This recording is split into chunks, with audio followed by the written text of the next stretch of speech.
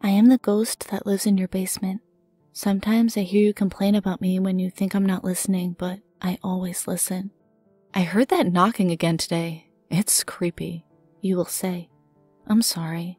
I try not to make even as much as a peep, but sometimes I get scared. Sometimes I knock over your things in the night, but I don't mean any harm. You probably think I'm just a freeloader abusing your hospitality.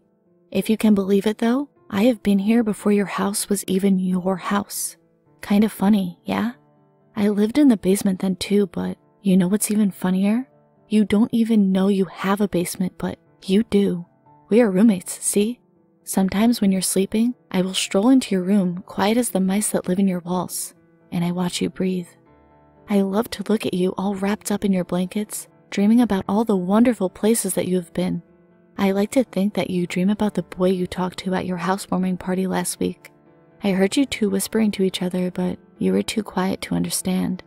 What were you telling him? Do you kiss him? That would be so romantic. You can tell me if you do. I'm great at keeping secrets. I know lots of them. I kept the basement a secret from you for a whole week, and Mom and Dad kept the basement a secret from you for months. They didn't even tell you that you had a ghost living in your house. Sneaky, sneaky. Can I ask you something else? Who is the little boy in your photo album? I was walking around your living room one night and I found a big book full of pictures. I love pictures, but these pictures were sad. Was he sick?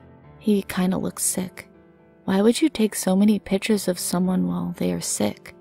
You must be a photographer because there are so many pictures. I sat there all night looking at them and making up names for all the people. My favorite picture though was definitely the one of Droopy.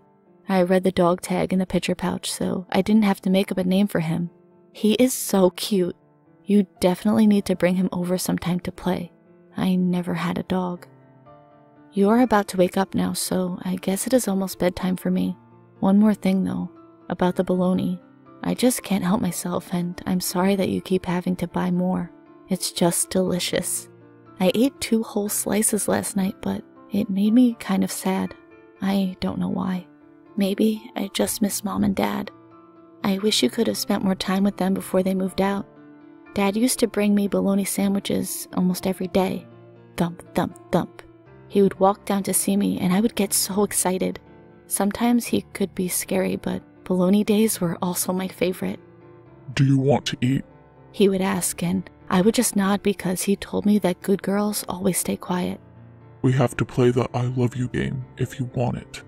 I did not like the I love you game, but I do like the bologna. Did your dad play the I love you game with you when you were a kid? Even though I don't like that game, it was nice because Mom always came to see me afterwards.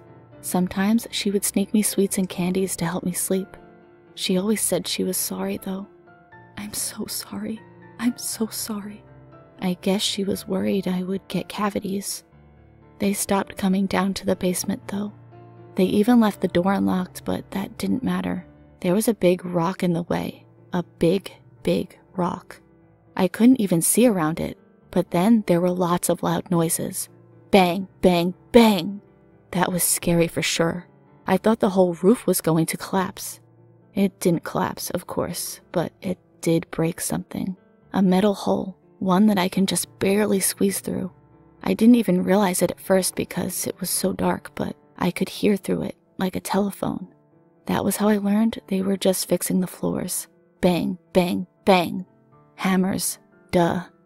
I get scared over everything, even hammers, I guess.